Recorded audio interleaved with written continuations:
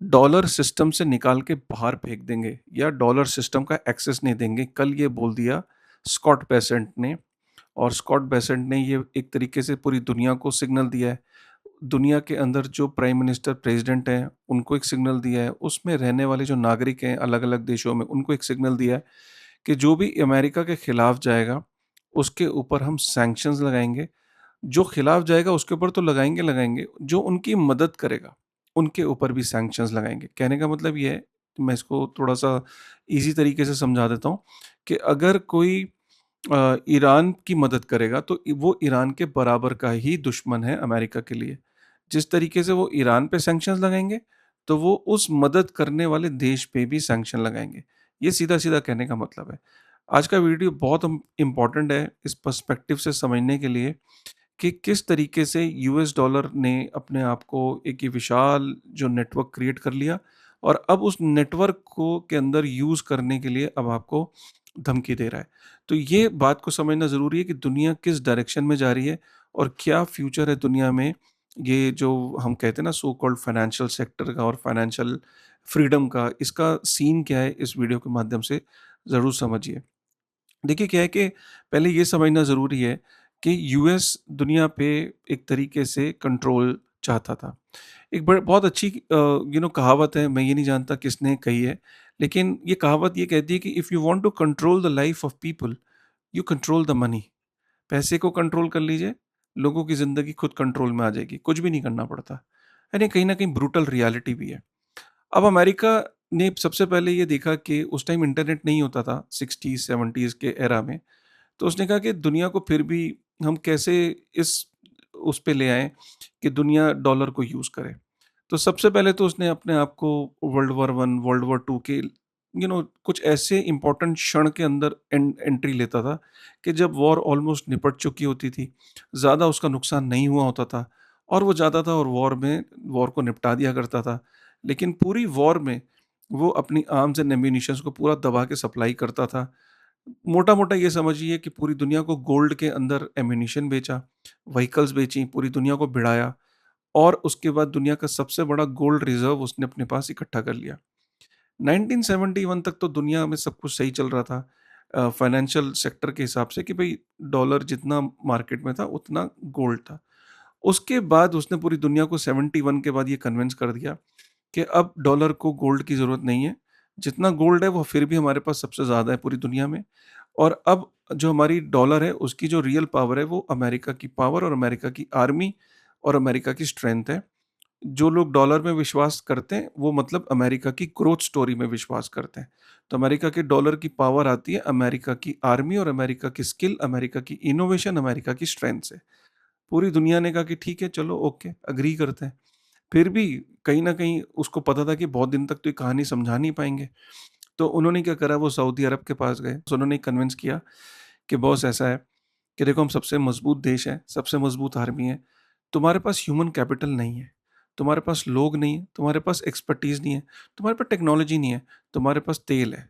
एक काम करते हैं, मेरी कंपनियाँ तेल निकालेंगी, मेरी कंपनियाँ ही तेल को मार्केट में तुम्हारा पूरा मार्केट बना के देंगी।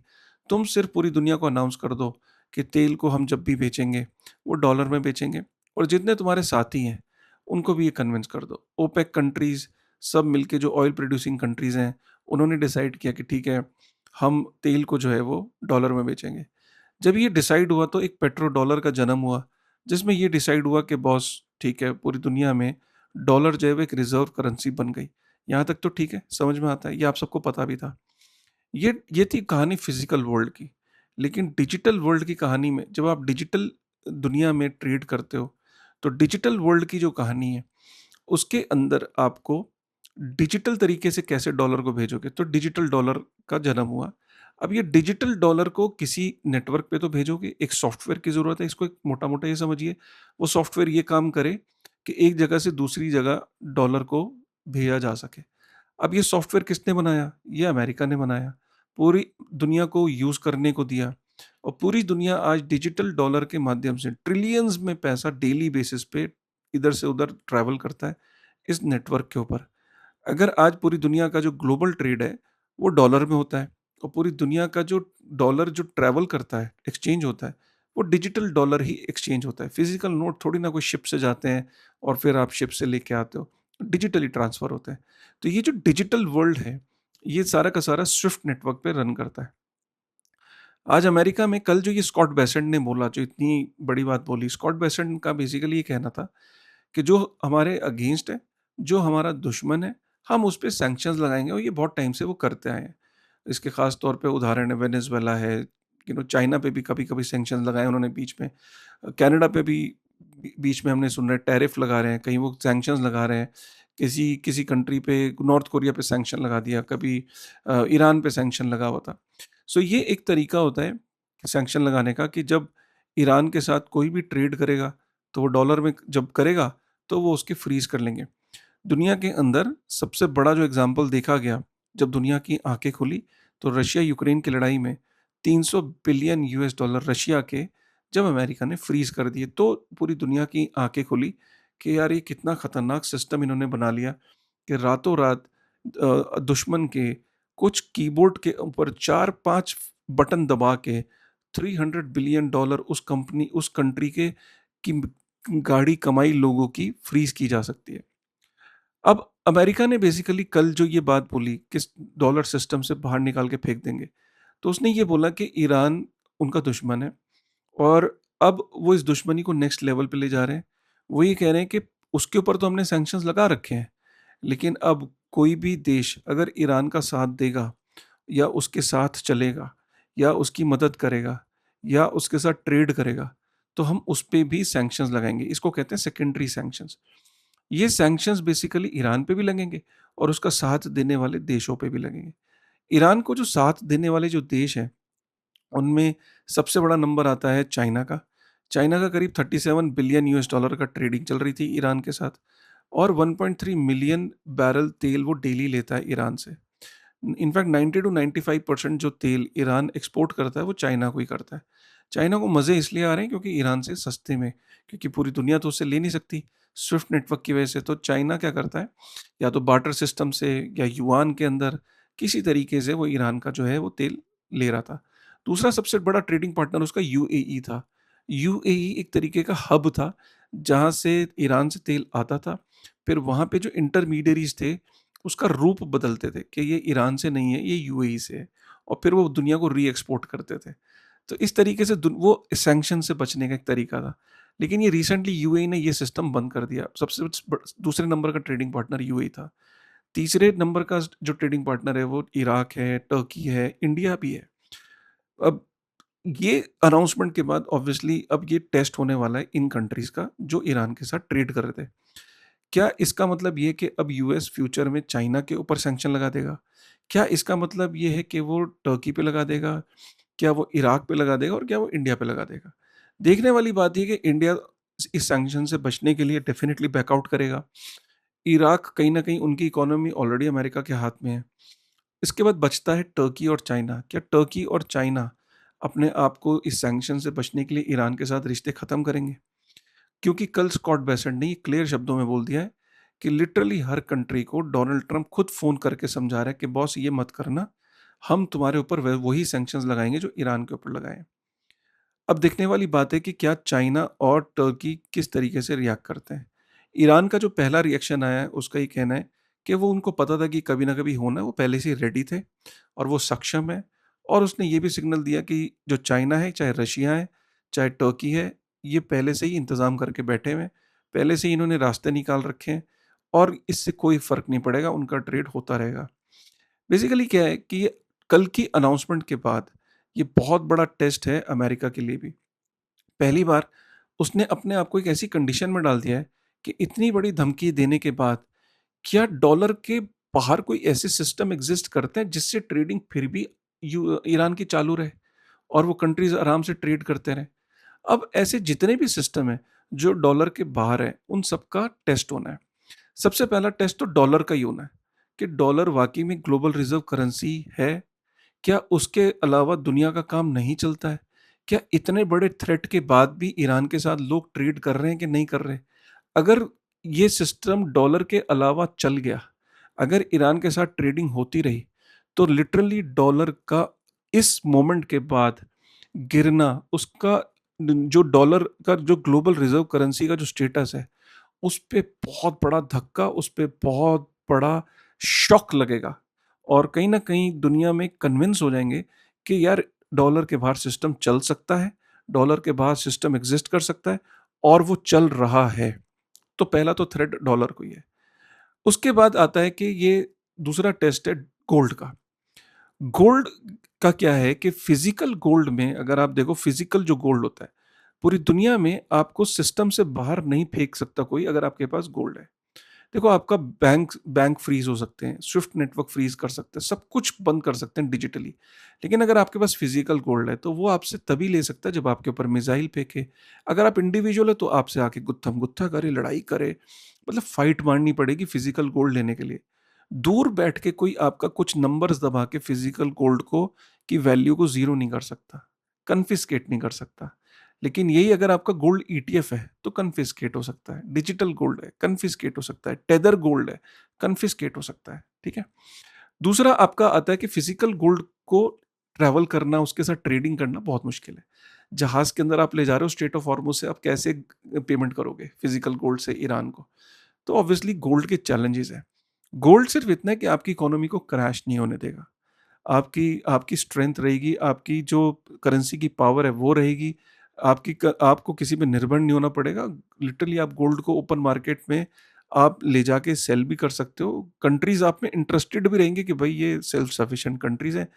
तो मतलब गोल्ड तभी कोई आप देखो कि चाइना दबा के गोल्ड को कितने टाइम से बाय कर रहा है, उसको पता था कि एक ना एक दिन वो सिचुएशन आ सकती है कि जब डॉलर का टेस्ट होगा, जो कि अब होगा, डॉलर उसमें फेल होगा, जो कि अब हो सकता है।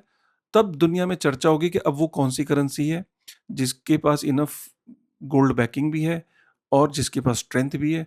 तो शायद चाइना इसीलिए इस मोमेंट का इंतज़ार कर रहा था। तभी आप देख रहे हो उसके पास गोल्ड कितनी है, वो बाइंग कर रहा है। फिर आता है नंबर आप देखो बार्टर सिस्टम का।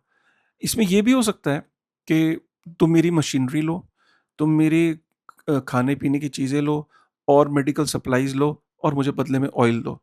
पहले के ज़माने में बार्टर सिस्टम होता था।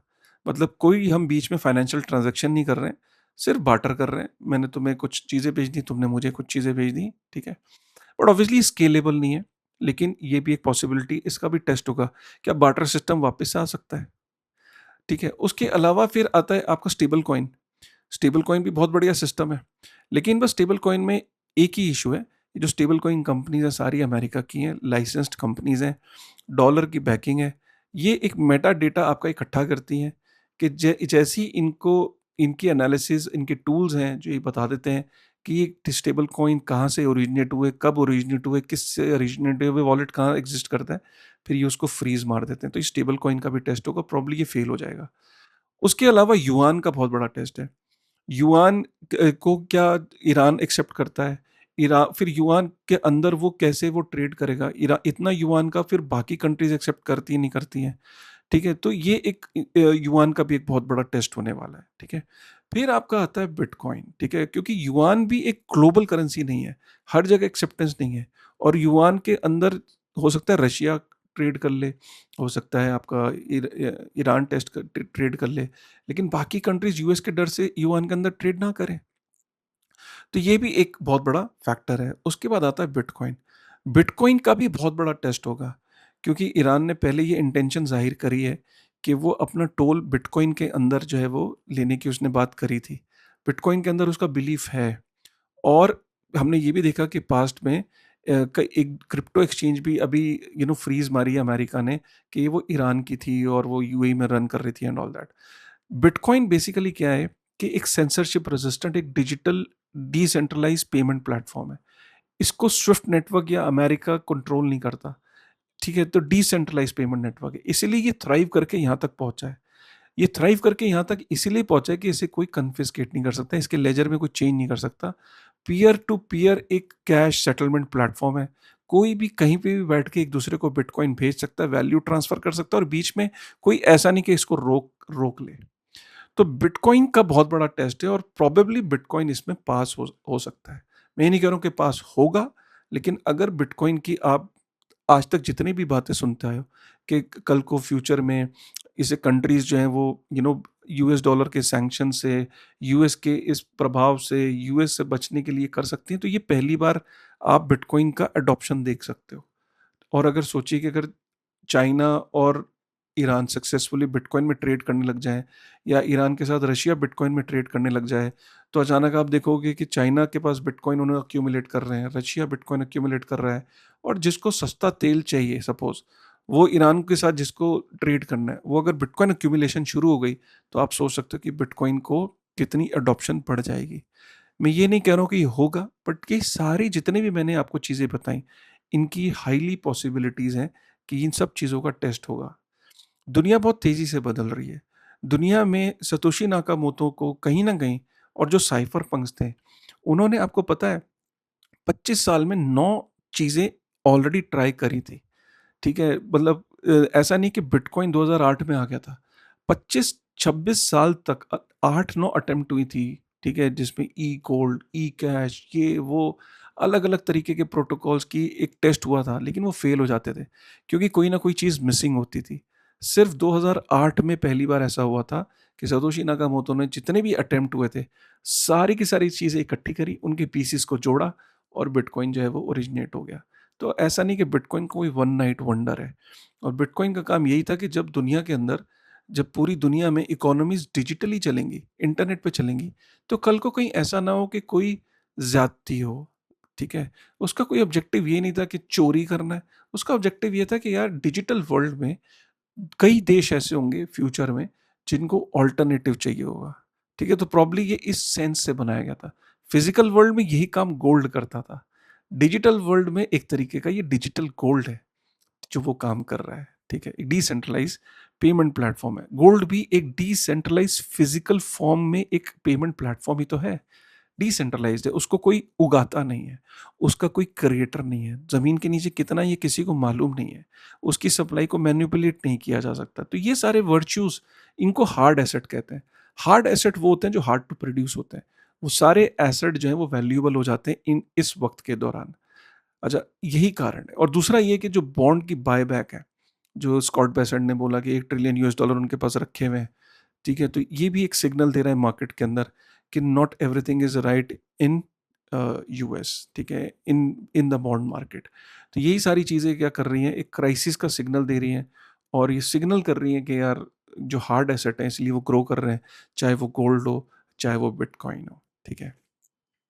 उम्मीद करता हूँ कि आज आपको वीडियो बहुत पसंद आया होगा, समझ में आया होगा और अगर समझ में आया तो एक बारी मुझे तभी पता लगेगा कि आपको ये वीडियो पसंद आया कि जब आप कमेंट करके बताओगे और मुझे बताना कि इस तरह की डीप अंडरस्टैंडिंग वाली वीडियोज़ अगर आप और चाहते हैं, पसंद आते हैं, तो एक बारी कमेंट करके बताइएगा।